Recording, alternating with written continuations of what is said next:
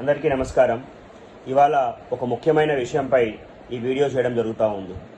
నిన్న మొన్న కురిసినటువంటి అకాల వర్షాల కారణంగా మహబూబాబాద్ జిల్లాలో అనేక వడ్లు కొనుగోలు కేంద్రాలలో వడ్లు పూర్తిగా తడిసి ముద్దై అనేక మంది రైతులకు అన్యాయం జరుగుతూ ఉంది.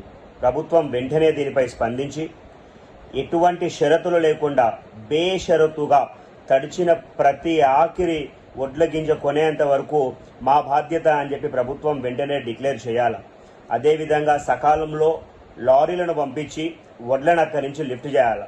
ఇప్పుడు కానీ సకాలంలో వడ్లు లిఫ్ట్ చేయలేని పరిస్థితి ఉంటే ఆ వడ్లు తడిచిన వడ్లు మొలకలెత్తుతాయి. మొలకలెత్తే వాసన వస్తుంది. వాసన వస్తే మళ్ళీ మాకు సంబంధం లేదు అని చెప్తే ఆ రైతుకి చావు తప్ప మరి ఎటువంటి ఆధారం కానివ్వండి, ఎటువంటి సొల్యూషన్ కానీ కనిపించదు వాళ్ళకి. కాబట్టి వెంటనే ప్రభుత్వం దానిపై స్పందించి కలెక్టర్ గారు కానివ్వండి, రెవెన్యూ అధికారులు కానివ్వండి, కొనుగోలు కమిటీలు కానివ్వండి, ఇమీడియట్గా స్పందించి అక్కడి నుంచి వడ్లను ఇమీడియట్గా అక్కడి నుంచి లిఫ్ట్ చేయించి ఎటువంటి కూడా షరతులు లేకుండా మేము అట్లుంటేనే తీసుకుంటాము, ఇట్లుంటేనే తీసుకుంటాము, ఇది కాదు ఇందిరమ్మ రాజ్యం.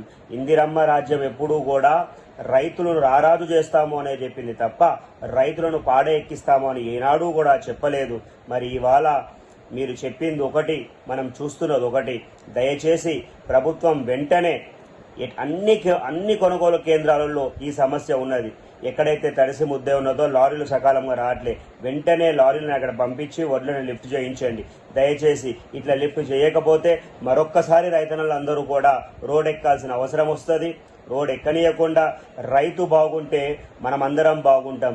రైతు ఒక్కరు సంరక్షణగా ఉంటే మనం 3 పూటల అన్నం తినగలుగుతాం. ఆ రైతే బాధపడితే రైతు బాధపడిన రాజ్యం ఏ రాజ్యం కూడా బాగుండదు. దయచేసి దీన్ని వెంటనే పరిష్కరించాల్సిందిగా ప్రభుత్వాన్ని విన్నపిస్తా ఉన్నా. నమస్కారం.